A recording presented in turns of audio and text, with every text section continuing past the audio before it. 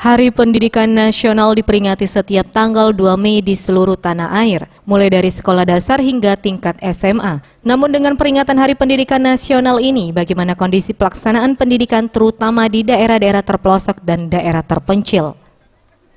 Salah satunya sekolah dasar negeri di Dusun Sri Pengantin Desa Pasenan, Kecamatan STL Ulu Trawas, Kabupaten Musirawas. Kondisi pendidikan proses belajar mengajar di sekolah ini serba terbatas, terutama tenaga guru maupun fasilitas seperti peralatan sekolah maupun buku-buku pelajaran.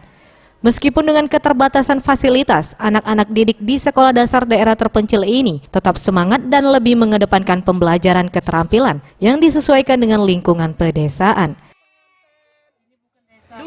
Sri Pengantin, kelas jauhnya dari SMP Pasenan.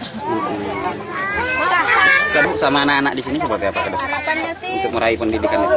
ya setidaknya sih ada bantuan gitu kan dari gundu gitu kan dari masyarakat. Dengan keterbatasan fasilitas sekolah yang berada di desa tertinggal dan terpencil ini, para guru sempat mengaku sangat mengharapkan perhatian kesejahteraan serta bantuan fasilitas sekolah, baik bangunan sekolah maupun buku-buku pelajaran. Tim Liputan Sriwijaya TV.